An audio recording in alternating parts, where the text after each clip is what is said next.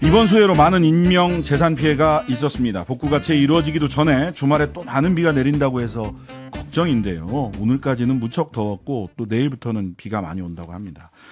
그런데 정치권에서는 갑자기 4대강, 참 이게 곰탕도 아니고 4대강 이야기가 또 나왔습니다. 현재 상황, 지난번에는 이제 가뭄 때 4대강 사업을 제대로 안 해서 가뭄이 왔다, 보를 이용하자, 뭐 이런 얘기가 있어서 이분 모셨었는데요. 이번에 홍수가 나니까 또 4대강이 소환이 됐습니다. 전 국가물관리위원회 위원이시고요. 사회적 협동조합 한강 대표십니다. 여명철 대표님 모셨습니다. 안녕하세요. 네, 안녕하십니까. 네. 지금도 한강 색강 관리 하고 계시죠? 지금 네. 어디 지금 한강 관리 어디 하고 계세요? 저희는 그 사회적 기업이고 사회적 협동조합인데요. 시민들과 함께 여의색강생태공원, 그다음에 또 중랑천, 오늘은 뭐 진천의 미호강 이런 데를 다녀왔었습니다. 미호강, 청주 미호강이요? 그 진천에서 시작해서 청주를 지나고요. 그래서 예. 오늘 이제 사고 현장도 직접 가서 함께 또 다른 전문가들이랑 조사도 좀 하고 왔습니다. 전 국가물관리위원회 위원이고 민간위원 간사시기도 하셨고 우리나라 물관리 전문가신데 4대강으로 가뭄을 해결하겠다라고 하더니 이번에는 홍수 수해 해결책으로 또 4대강 얘기를 했어요. 4대강이 가뭄과 홍수의 전가의 보도가 된 것 같습니다. 어떻게 보고 계세요? 세상에 모든 것에 다 잘 맞는 그런 해법이라는 것은 있을 수 없다고 생각합니다. 네. 그거는 사기거나 거짓말이죠. 있을 수 없는 일입니다. 지금 안타깝게도 4대강 사업은 어느 쪽으로도 안 맞는 해법입니다. 가뭄도 홍수도. 그렇습니다. 예. 그럼 이번 수해하고 4대강이 정말 연관성이 있느냐? 특히 지천 지류 사업을 파내는 거 준설. 예, 준설을 환경단체들이 막아서 벌어진 일이다라고 얘기를 합니다. 뭐 환경단체를 높이 평가해 준 것은 고마운 일입니다만은 그렇게 힘이 센가 봐요. 사실은 4대강 사업 다 그대로 했지 않습니까? 예. 다 진행이 됐고 그 결과로 오늘 같은 사고가 있었고 네. 제 생각에는 이번에 사고는 4대강 사업하고는 거의 관계가 없습니다. 네. 왜 이 정부에서 4대강 문제를 다시 꺼내 들었는지 네. 결국 자기들한테도 손해일 텐데 걱정을 하고 있습니다. 근데 이제 국민의힘에서 특히 정진석 의원 같은 경우 계속 지난번에도 그랬는데 물그릇 얘기를 해요. 준설하고 물그릇 크게 만들어 놔서 그나마 MB 때 그렇게 해놨는데 그랬기 때문에 이 홍수가 이만한 것이다. 제 생각에는 사실관계도 맞지 않는 얘기를 계속 이제 우리가 공론하는 것보다는 네. 제가 이번 사건과 관련해서 간단하게 질문을 한번 만들어 봤습니다. 네네. 질문을 한번 듣고 답변을 한번 해보십시오. 네네. 누군가가 교량 공사를 합니다. 근데 네. 교량 공사를 하려다 보니까 이제 하천을 가로지르겠죠. 네. 그러다 보니까 제방을 44m를 잘랐어요. 길이 44m를. 그렇죠. 예. 제방이 쭉 오는 제방을 다리가 거기를 지나가겠다고 하필이면 교량의 다리, 교각을 거기다가 세우느라고 제방을 뜯어냈습니다. 44m를. 네. 근데 그곳에 하필이면은 큰 홍수가 나서 네. 물이 그곳에 넘었던 것입니다. 신장식의 뉴스 아이킥 여명철 사회적 협동조합 한강 대표님과 함께 다시 돌아온 4대강 이야기하고 있습니다. 이건 포스트 4대강은 너무 좀 멋진 얘기인 것 같고 제2의 4대강 내지는 좀비 4대강 뭐 이런 느낌도 드는데요. 예. 어쨌든 아까 문제를 냈습니다. 네. 문제를 내던 중이셨습니다. 말하자면 다리를 놓겠다, 교량을 놓겠다고 해서 교각을 세울 자리에 제방 44m를 깎아냈다. 네. 거기까지. 예, 그런 다음에 제방을 44m를 잘라냈습니다. 예. 근데 이번에 비가 그곳으로 넘친 거죠. 예.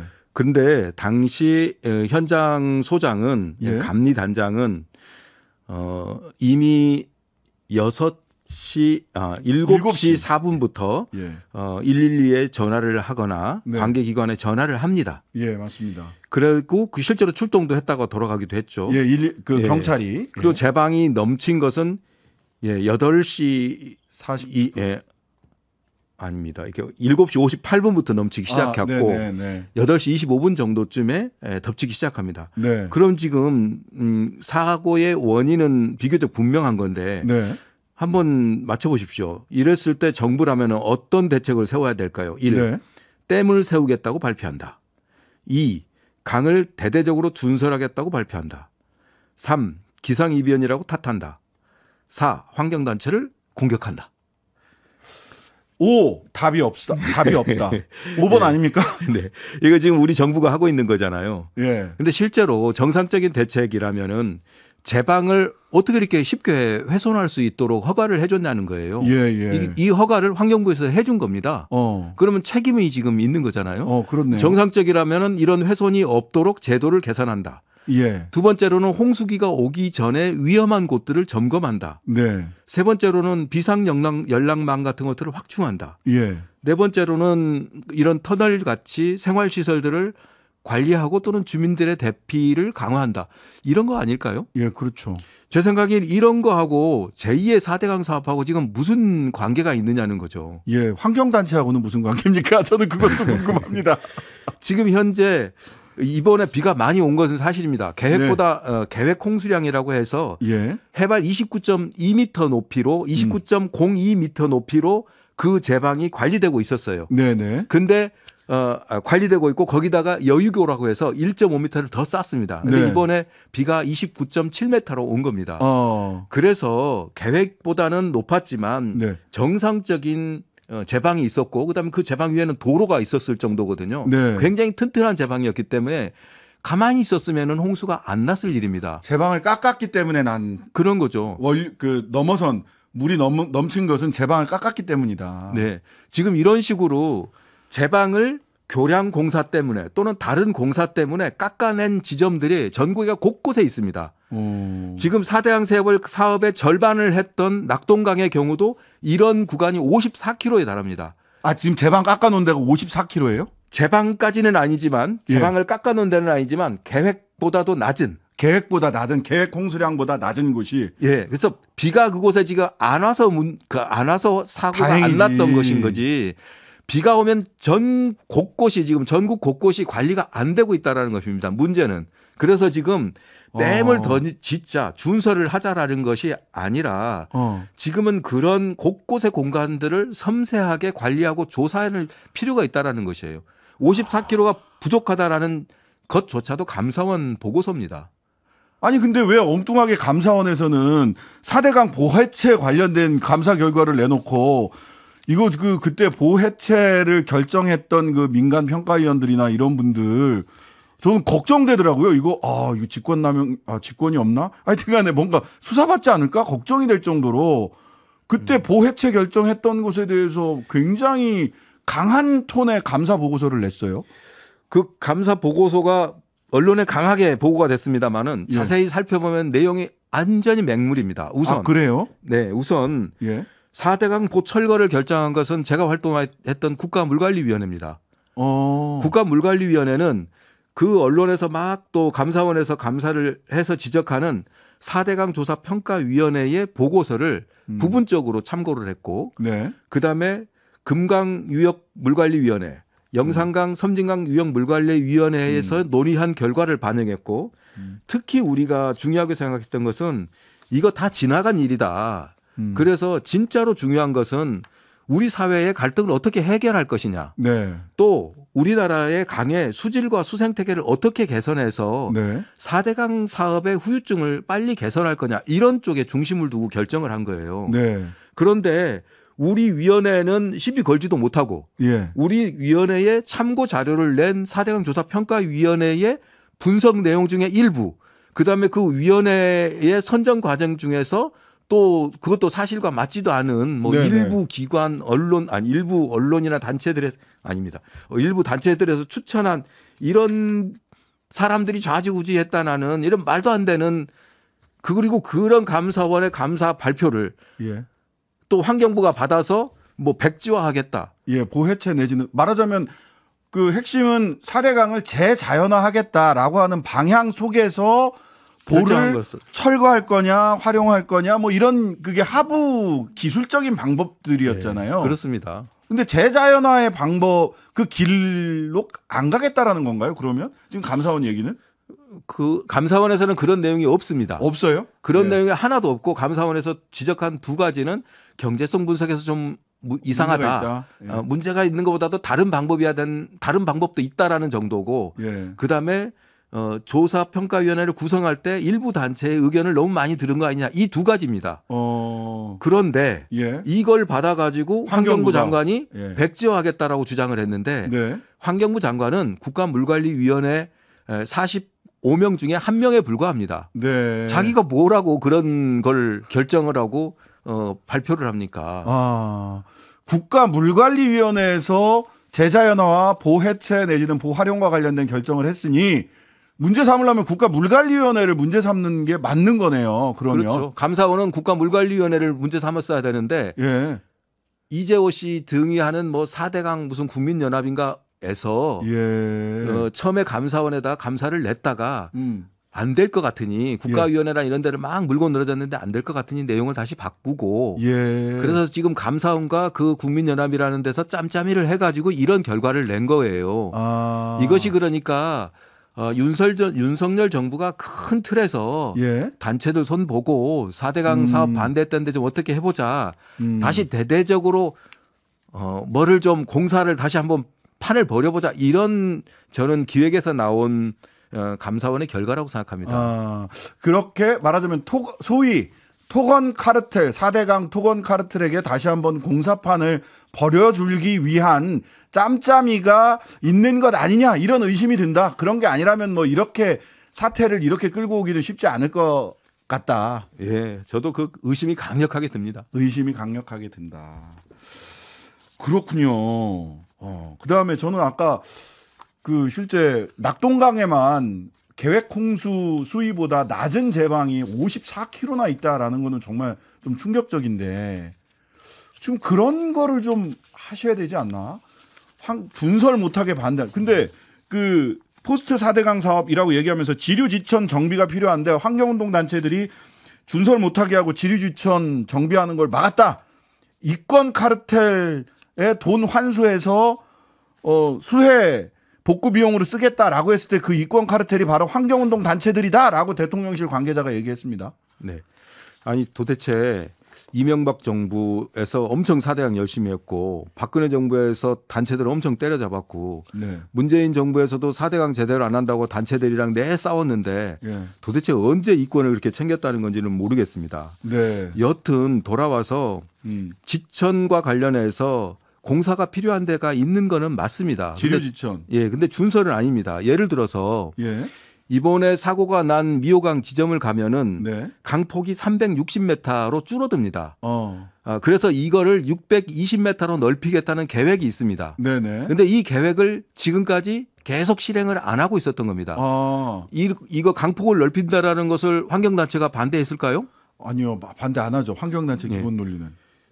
이런 강의 도리어 강이 충분히 자기 모습대로 흐를 수 있도록 해야 된다. 네. 이런 공사들이 지천의 곳곳에 있다라는 것이 저희들의 의견입니다. 예. 그래서 제2의 4대강 이렇게 하면 안 되고 네. 지류 지천의 생태도 복원하고 그리고 홍수와 관련해서도 더 안전하게 할 수 있는 방법들을 사회적으로 합의하고 더 함께 힘있게 추진하는 것이 필요하다는 것이죠. 예.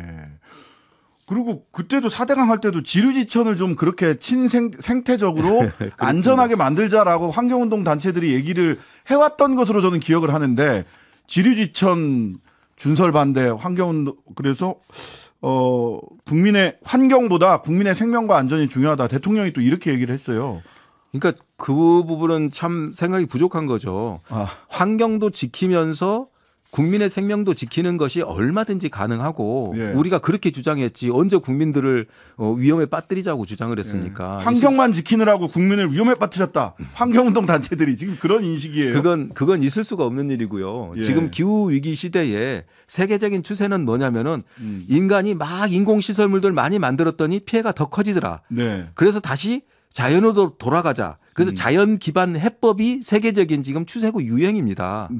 그래서 자연이 스스로 회복하고 그리고 자연이 위험을 감소할 수 있도록 그 기능을 돌리자라는 것이에요. 지금 여기에 준설을 몇 개 한참 더 하자라고 했는데 준설을 하면은 효과가 있을까요? 준설을 하면은 강이 깊어지겠죠. 네. 강이 깊어지면은 치수와 관련해서는 일견 도움이 될 수도 있습니다. 네. 하지만 지하 수위가 낮아지니까 주변에 물 공급이 어려워지고 네. 그리고 하천의 생태계가 교란되기 때문에 그 역시 피해가 만만치를 않습니다. 네. 그리고 준설을 하자고는 했는데 볼을 또 막아요. 예, 예. 그러면 준설을 했는데 볼을 막으면 어떻게 되겠습니까? 다시 갇히네요. 다시 그 위가 다 쌓이는 겁니다. 예, 다 퇴적물이 쌓이죠. 네, 그래서 지금 4대강 사업 때 준설했던 내용의 대부분들은 다시 쌓인 상태입니다. 네, 그래서 문제다라고 얘기를 해요. 오히려 해마다 준설하거나 몇 년에 한 번씩 준설을 했어야 되는데 문재인 정권이 준설도 못하게 하고 환경운동 단체들이 준설 못하게 해서 문제가 생긴 거다 이렇게 얘기하는데 그렇지 않다는 겁니다. 그러니까 이제 보가 준설을 했는데 보가 있어. 네. 그러면 기존에는 모래가 채우던 것이 지금은 보에 의해서 높아진 물이 채우는 것이에요. 네. 그래서 홍수의 소통과 관련해서는 전혀 도움이 되지 않을 뿐더러 예. 저희가 주장하는 방법은 전국에 34,000개의 보가 있습니다. 이 중에서 지금 절반 이상이 기능이 없습니다.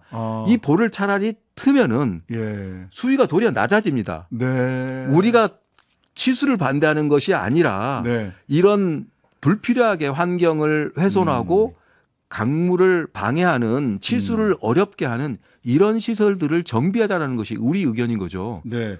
근데 이건 그래서 결과적으로 어떻게 되는지 보호 말씀을 하셨으니까 환경부가 아까 환경부 45명 국가물관리위원회 위원 중 한 명의 환경부 장관이 자기가 뭔데 보를 존치하니 많이 이런 결정을 하냐 이런 말씀을 주셨는데 4대강 16개 보 존치하겠다 굉장히 비장하게 말씀을 하셨어요. 환경부 장관께서.